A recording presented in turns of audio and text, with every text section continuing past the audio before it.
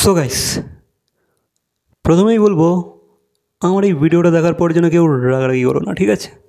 কেউ কেউ কেউ যেন এই আমার মন্তব্যগুলো শোনার পরে যেন কেউ ঝামেলা করো না, রাগারাগি মোটেও করো না, ঠিক আছে? তো গাইস,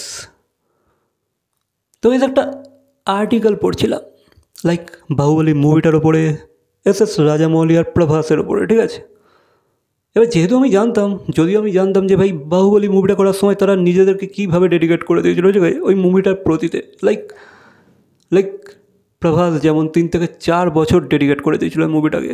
সে আর অন্য কোনো মুভিতে হাত লাগায়নি, ঠিক আছে? অন্য কোনো মুভি করেনি, সে নিজেকে পুরোপুরি ডেডিকেট করে দিয়েছিল 3 থেকে 4 বছর। দেন এস রাজামৌলি আর আদার আরও অ্যাক্টার্সরা করেছিল। বাট গাইস, প্রভাস কিন্তু একটা সেই লেভেলের একটা অ্যাক্টার হয়ে, সেই লেভেলের একটা তার স্টারডাম ছিল সেই লেভেলে। তো সেই মুহূর্তে দাঁড়িয়ে যখন সে নিজেকে পুরোপুরি একটা মুভির প্রতি ডেডিকেট করে দিয়েছিল, তো এটা একটা বড় ব্যাপার, ঠিক আছে? তো এটাকে নিয়ে শুনলাম যে ভাই এসআরকে আর আল্লু অর্জুন নাকি তাকে প্রেজ করেছিল যে ভাই হ্যাঁ কিছু তো করেছে ছেলেটা, একটা মুভির জন্য এইভাবে নিজেকে 3 থেকে 4 বছর ডেডিকেটেড করে দেওয়া সেই মুভিটার প্রতি। ইটস নট আ মুখের কথা, ঠিক আছে? ইটস নট আ মুখের কথা। তো মানে এখানে আমরা জানতে পারলাম যে ভাই এসআরকে আল্লু অর্জুনও খুবই প্রেজ করেছিল তাকে, মানে প্রভাসকে আর কি। তো সেই জন্যই কিন্তু এন্ড প্রোডাক্টটা কিন্তু ওরকম বেরিয়ে এসেছিলো, ঠিক আছে? উই অল নো, আমরা সবাই সাক্ষী ছিলাম, ঠিক আছে? আমরা মুভিটা দেখেছি, আমরা জানি যে ভাই কী লেভেলে তারা কাজ করেছিল আর কতটা ডেডিকেটেডলি তারা কাজ করেছিল। We all know that. এবার বাকি মুভিগুলো তো প্রভাসের সেই লেভেলে ওয়ার্ক করে না, বা তার ডেডিকেশন লেভেল কিন্তু বাকি মুভিগুলোর প্রতি কিন্তু সেরকম ছিল না, ঠিক আছে? খুবই বাজেভাবে করেছে, সেটা আমরা সবাই জানি।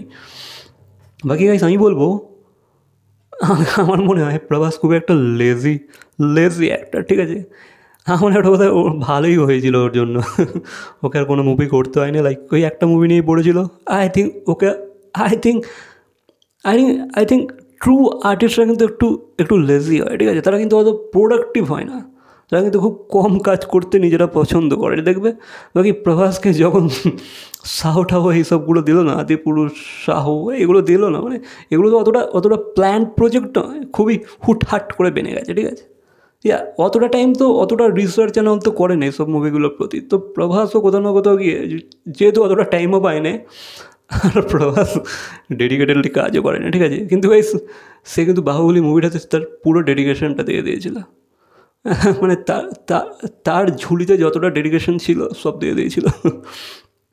তো আই থিঙ্ক প্রভাসের হয়তো ভালোই লেগেছিলো, ঠিক আছে? প্রভাসের দিনগুলো হয়তো হেভি কেটেছিল, লাইক সে একটু লেজি অ্যাক্টার, কিন্তু দেখলে বোঝা যায়, দেখবে সে বেশি এফার্ট দিতে চায় না, লাইক তার বেশি ডায়লগও থাকে না মুভিতে। তো আমার মনে হয় খুবই লেজি, আর প্রভাস এটাকে আই থিঙ্ক এনজয়ও করেছিল, লাইক সে যে নিজেকে একটা মুভির প্রতি 3 থেকে 4 বছর দিয়ে দিয়েছিল, আর তাকে আর কোনো কাজও করতে হয়নি, তাকে একটা কাজ নিয়েই পড়ে থাকতে হয়েছিল। তো আমার মনে হয় এটা ওয়ার্থ ইট যদিও হয়েছে তার লাইফের জন্য, তার ক্যারিয়ারের জন্য। বাট প্রভাসের আই থিঙ্ক ভালোই লেগেছিলো, যেহেতু সে একটা লেজি পার্সন। আর যে কটা মুভি তারপর থেকে করেছে, শাহু, আদিপুরুষ, অল, এগুলো তো ভাই পুরো পেটে গেছে। সালারটা একটু মোটামুটি চলেছে, যেহেতু কেজিএফের ডিরেক্টর বানিয়েছে, আর একটা গ্যাঞ্জার মুভি, তো ওটা চলে গেছে। বাট প্রভাস কি সেই লেভেলে কিছু করেছিল? I don't think so.